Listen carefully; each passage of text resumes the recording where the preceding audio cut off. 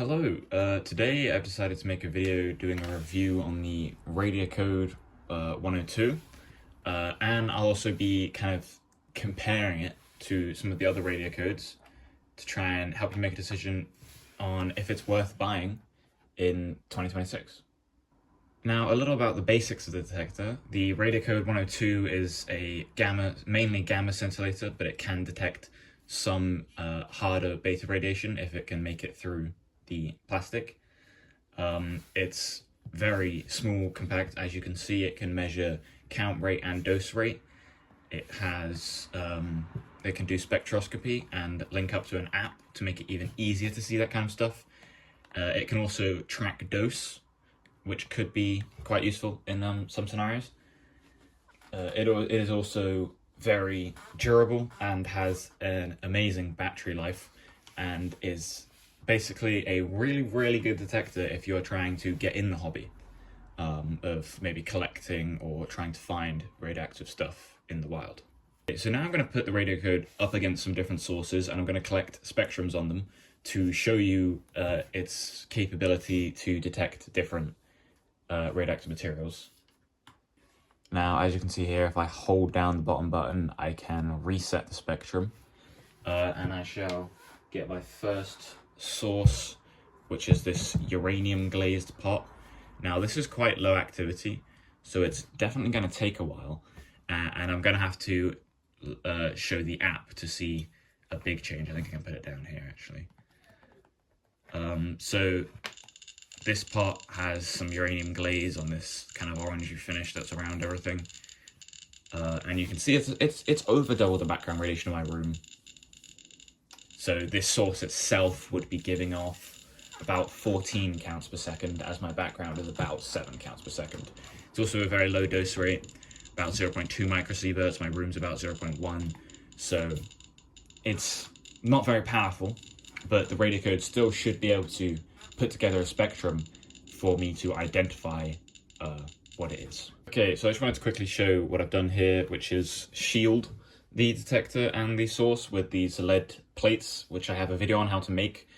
Pretty cheap, would recommend if you live in a place with high background radiation, or you just want to use it for experiments and stuff. And you can see it has dropped it to about 14 counts per second. So that should make the spectrum come out quicker and easier.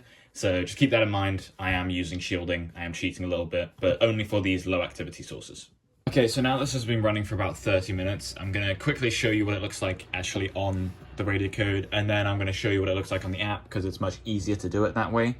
Now, on this spectrum thing, you can press the top button, switch from logarithmic to linear. Just changes how it's displayed, and the bottom button changes how much it is zoomed in. Now, if you are a expert in radiation, you might notice that there's a little bit of a bump there, and then this wide peak is actually kind of two peaks smudged together, and then there's also this peak on the left, which shouldn't actually be there. But I'll show you what this looks like in the app, so it makes a lot more sense, and I'll show you what all this actually means. Okay, so now looking at the Radiacode app, we can scroll down and click on the spectrum, and using the peaks, you can identify what element it is. You can also change settings of the thing, so you can change the zoom, you can change how much it's filtered, which kind of just changes the smoothness of the graph, but it can sometimes cause you to miss things you wouldn't be able to see before. You can also get you can save spectrums and set a background spectrum, and with that you can either overlay the spectrum or subtract it to make it easier to see. Just like there, I'm overlaying it and then switch to subtraction, and you can see the peaks much easier, and that helps with background noise a lot if you have quite high background radiation. Okay, so now I'm just going to kind of speed run some other sources and show the spectrums, just to show you what some of it might look like and just show how the Radiacode responds to these sources.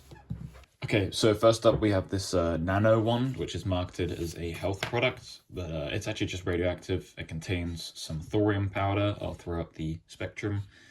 It's getting about 60 to 70 counts per second, and about 1.5 to 2 microsieverts per hour. Next source is some extra spicy uranium glass, getting about 0.6 to 0.7 microsieverts per hour and about 90 to 100 counts per second. Okay, third source is this radium dial, and as you can see, it is very spicy. They're getting about 600 counts per second and about 15 microsieverts per hour, which it usually hovers about 13 to 15 microsieverts per hour, but here it's going a bit higher. I think I got the placement quite good. Okay, this last source I actually want to spend a tiny bit more time on because it's actually a great example of something that will make it go very quickly. So if I reset the spectrum and set it to linear, you can see that this americium will make that spectrum form pretty much instantly. If I change the zoom on it, you can see those two peaks appeared within we're about 13 seconds into the spectrum, 15 seconds, and you can immediately tell it's americium. This is quite an active source. The dose rate will be off because it overestimates with the low power stuff, but it's about 2,000 counts per second, and it's saying about 6 microsieverts per hour, but that's probably an overestimate. Okay, so now looking into the UI, which is pretty simple. You've got search mode, dose, monitor, and spectrum. Those are your main things you'll be using. Search obviously is fine stuff. Dose shows your accumulated dose, and it's the time it's been gathered over. Monitor is the basic thing. You have count rate, you can switch to dose, and you can turn the sound on and off. Spectrum, like I've already shown, shows the gamma spectrum. And then you've got settings, which I'm not going to go too much into, but it has lots of settings to look at. You can change the units to rem, you can change count rate to CPM, you can change temperature to Fahrenheit, you can have alarms. You can have 2 different alarms for count, dose, rate, and dose. You can change all sorts of other stuff in signals and all that. So if you do get this detector, make sure to have a bit of a mess around, see what works best for you, see what measurements you prefer more. I know a lot of people use counts per minute. I use counts per second most of the time because that's what I've mostly used from the start. Occasionally I switch, depending. Now, I would like to mention that this blue case I have does not actually come with the Radiacode. I bought this for extra along with a survey rod. So if you're looking for accessories, Radiacode has plenty. It also has hard cases, like leather cases. It of course has the survey rod and some other stuff. So if you're looking for customization and other stuff like a survey rod, Radiacode has it all, has all you need really. Okay, so now I'm going to talk a little bit about compared to the other Radiacode detectors.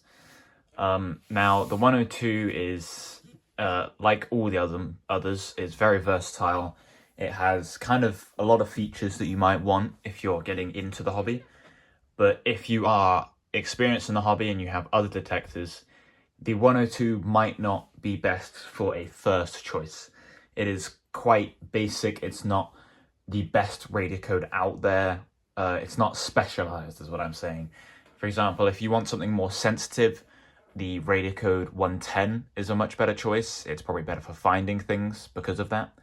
If you want better spectroscopy or accuracy, the 103 and the 103G are much better for that.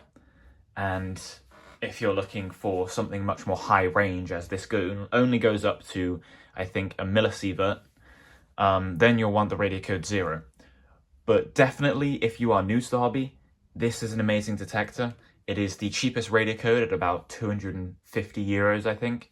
And it's very similar to the others. I mean, the only difference between this and the Radiacode 103, I believe, is the accuracy. It's just very minutely different, and it's over a 50 euro difference. So make sure that you get what you think is worth it. But I would absolutely recommend this as a first detector, or even if you are looking for just a more modern and capable detector, if you started with something not so good like a GMC 300 or something like that, which is very basic. So that is all for this video. Thank you very much for watching. If you did enjoy the video, please leave a like and subscribe for more content like this. I am going to, in the future, make a review on the Alpha Hound AB+, as this is the only other detector I have. at the moment, and I also will make reviews on any detectors I get in the future. So if you want to see that, make sure to subscribe and look out for future videos.